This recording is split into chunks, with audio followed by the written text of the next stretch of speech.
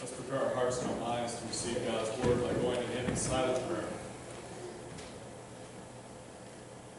Amen.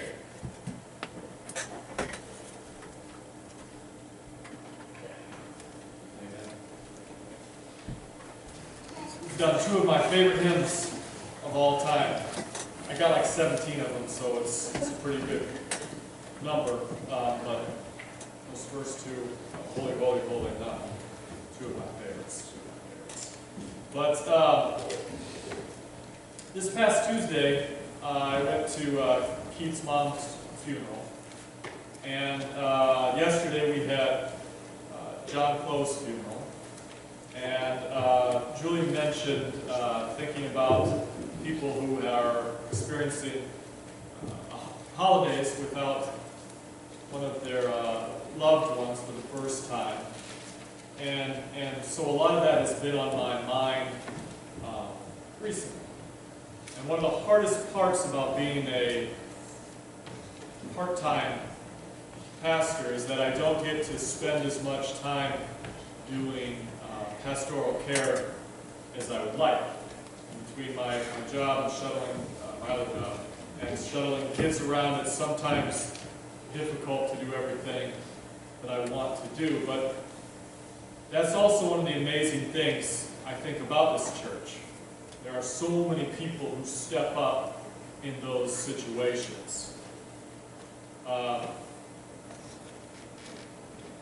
when I was at Keith's mom's funeral, it kind of struck me it was a different tone than a lot of funerals that I've been to. It was a truly jovial, almost, affair. It was joyous, and it was definitely a celebration of life. And that can be hard to pull off. It can be hard to pull off because it's difficult because people are sad. And it's heartbreaking to lose someone, even if you are prepared, even if they are prepared, even if it is expected. Losing someone, no matter what, is hard and sad. But there was a lot of joy at this funeral. Lots of laughter, more laughter than tears. Although there was that part where the granddaughter read that poem. Yeah, that was a tearjerker. But losing someone is always hard, always sad, always emotional. And we've lost some members of our immediate family here over the past few years, and over the past year, like Amber and others. And we've lost members of our extended church family too, and I don't want to name all the names in case I leave one out inadvertently, but we've lost mothers, fathers, in-laws, brothers, sisters, whatever, and that has happened over the past year or two. But the part of the funeral that I enjoyed the most was that the preacher kept talking about the impact that Keith's mom had. The thing that stood out to me yesterday at John Close's funeral was that people kept talking about the impact that John had. We had a part in the funeral where we invited people to share the impact that John had had. And so Jim asked me, get your guitar out and just play a few arpeggios and chords, because sometimes the silence can be awkward until people get going. So I got up, Jim asked for people to do this, and before I could even put my fingers on the guitar, like 7 people stood up. So there wasn't that awkward pause. The only awkward thing was I played like the same 4 chords for like 20 minutes while people kept standing up. But that's what stood out to me, the impact. You know, at these funerals, at these celebrations of life, people kept talking about the impact that these people had. the influence that these people had. And as I was preparing this week's sermon, I kept thinking about that. The impact that we have on each other's lives. Specifically, the impact that we have on each other's faith. And many of the people who have impacted us the most are gone. Now, the preacher at Keith's mom's funeral kept emphasizing that they're not truly gone, they're just up in heaven playing music and singing and having the best time ever.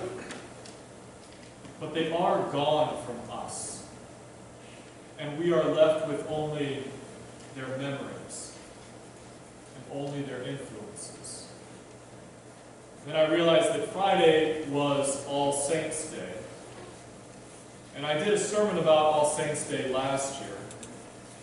And this sermon is probably going to have the same theme and the same main idea as the one I did from last year, but I do think that's okay. Because it's a pretty important idea. You see, I didn't experience All Saints' Day growing up. It wasn't a big part of my church. I didn't even really know anything about it. It's more of a Catholic type of thing.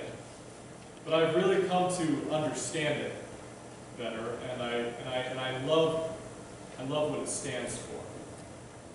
That we all have people in our lives. We all have people in our lives that have had a great influence and a great impact on us as we move along our faith journey. And that is the beauty of All Saints' Day.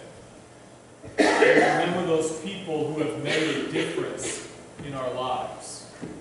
And I just mentioned Keith and John because that just happened this week, but there are so many more that I could talk about, that I could mention.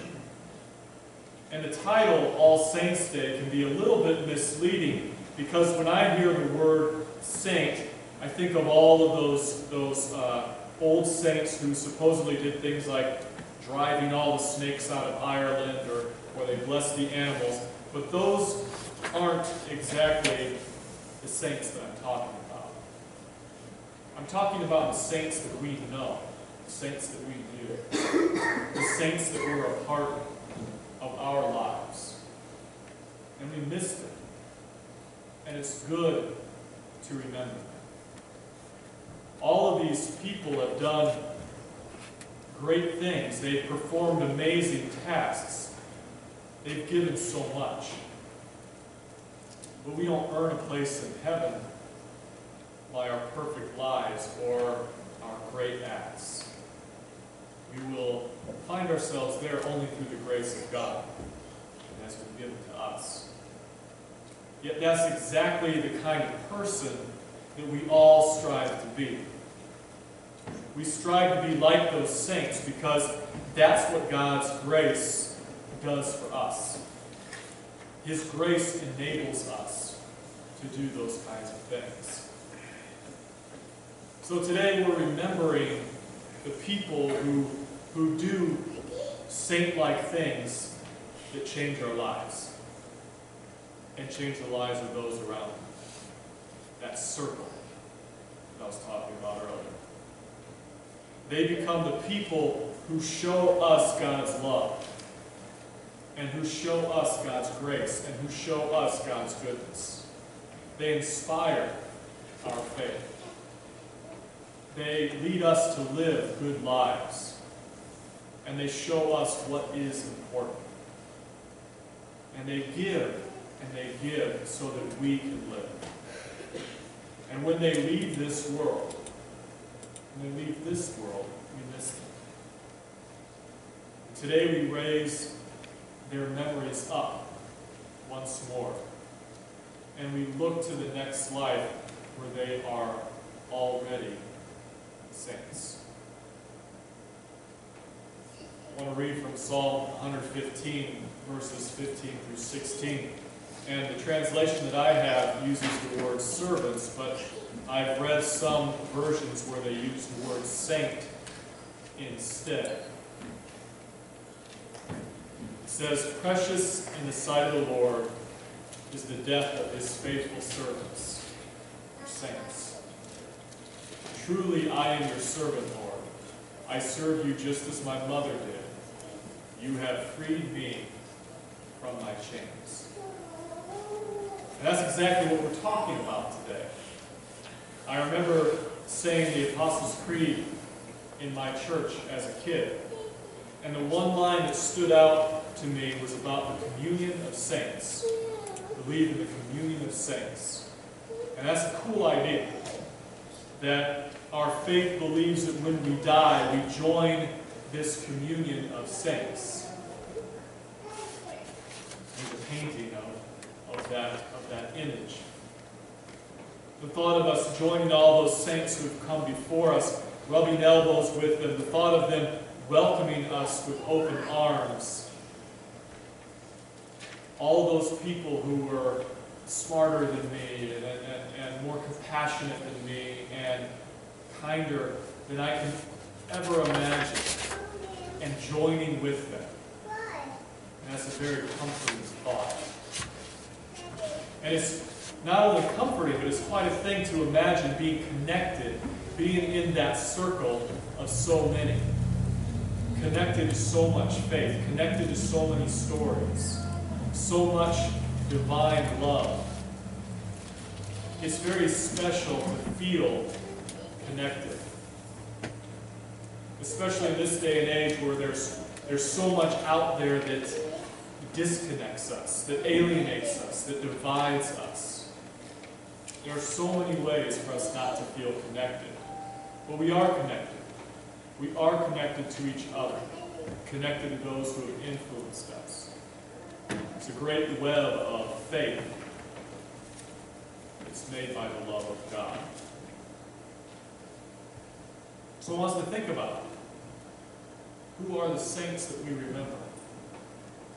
And a few years ago, I think we did a thing where I asked you to think of those things to prepare them, and we shared them during the church service. But think about those people who helped shine the light of God a little more in your life. Probably maybe your parents, maybe an old Sunday school teacher, maybe a person who had that quiet faith that they just exuded. Maybe that person who everybody liked being around because it made their day a little bit brighter. I've heard Roy say this more than once, but some people's you might be, I should have written it down. You might be the only Bible that some people read. See. The person maybe who came to you when your life was falling apart, who helped pick you up. Maybe there was somebody that was not afraid to fight for those who were in need or those who needed help. All of these people were saints. And because of them, we are here today remembering what they have done, remembering how they have inspired our faith. And remembering them is good. And someday, maybe our names will come up on their minds. Maybe 30 or 40 or 50 years from now, somebody will be thinking about us on All Saints' Day. And what will they remember about us? We hope that they will remember the love that we have. We hope that they will remember our friendship, our generosity. We hope that they will remember the ways that we helped others. We hope that they will remember how we concerned ourselves more with giving than taking. In the end, there's no clearer indication of God's grace at work than our willingness to serve others and put others before our own needs, before our own wants. And we never will know exactly what our legacy will be. We won't know. But we do know that it will probably impact people in unexpected ways. And we don't have to be perfect either, because that's not what I'm talking about. These people that we're talking about weren't necessarily perfect, and we can't be either. About 500 years ago, Martin Luther used the phrase, "You are simultaneously saint and a sinner." And I believe he was referring to all of us. He was saying that all of us occupy this space of both. Because we mess up. We mess up a lot. We sin a lot. We get it wrong a lot. And yet somehow we can be saints too. This message is very similar to what I talked about last week, about not comparing our sin, about being humble, about being persistent. And I think Martin Luther was right. Recognizing our sin is important. We have to give up those old assumptions about what being a saint is.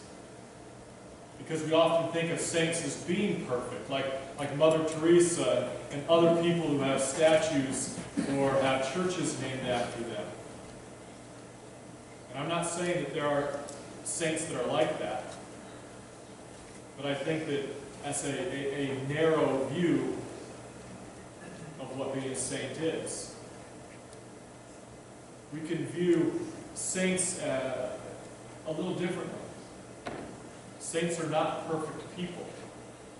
Saints instead are simple people who have brought others closer to God.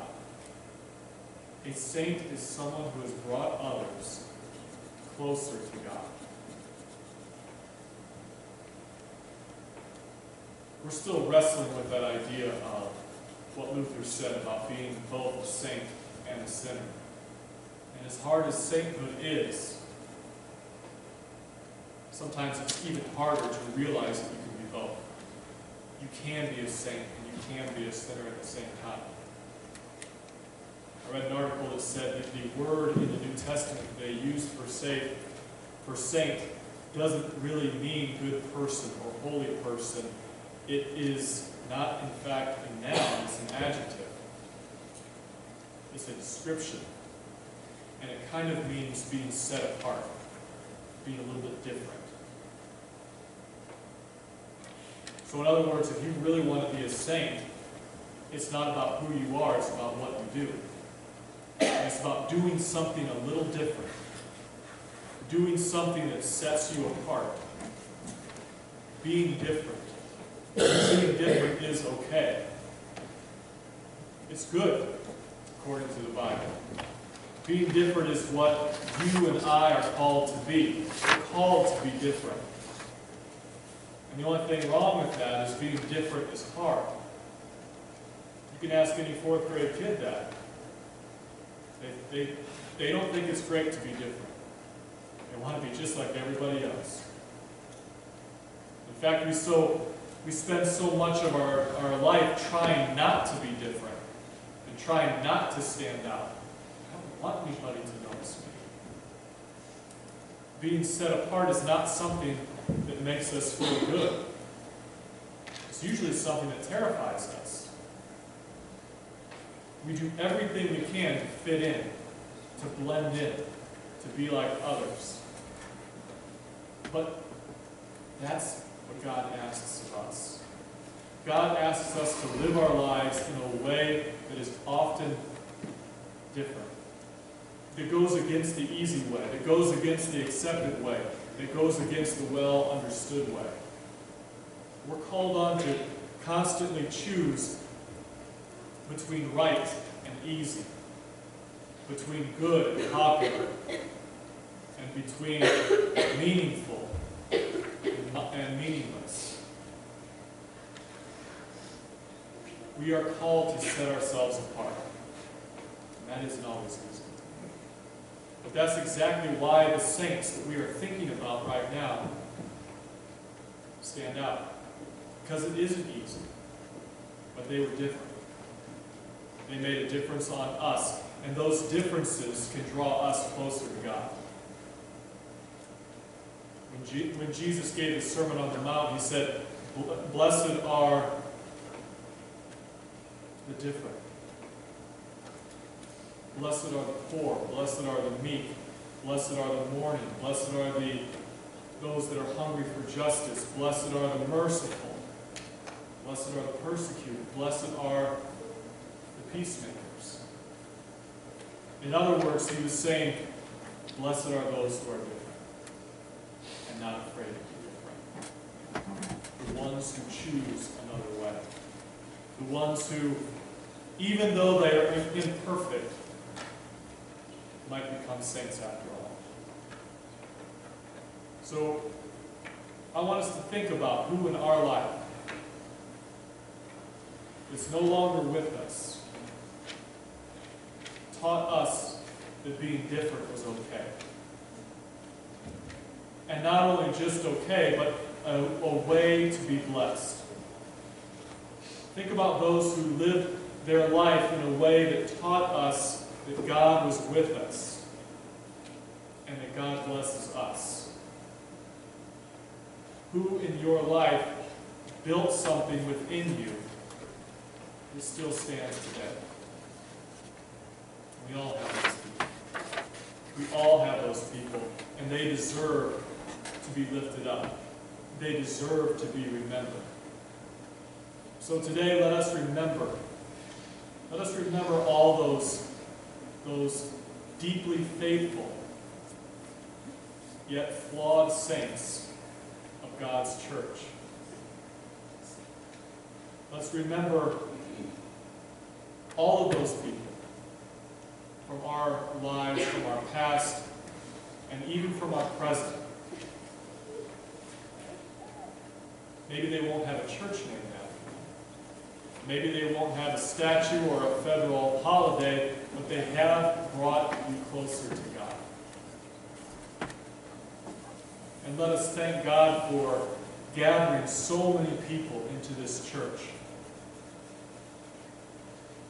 into making our circle so wide, so large, and ever expanding. This church community that we are all a part of, and all those saints who shine a light on our path. Now in a few minutes we're going to participate in communion. And one of the things that's most incredible to me about communion is that it binds us not only to God, but to one another. To that whole communion of saints around one big table, one giant circle. When we sit at this table, we stand not with each other, not just with each other, but with all the believers throughout the world. And all the believers throughout all time. And I hope, and I know that those whom we have loved, and those who we remember today are with us. May they know that even though we are not perfect, we are trying. And they remember our love, our effort, our kindness, our light. And may they join us at this moment when we celebrate communion. But I would like you to take a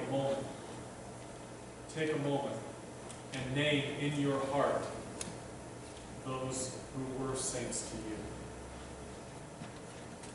And I want you to picture them with us here today as we celebrate communion. And I want us to give thanks to those saints think about them joining us.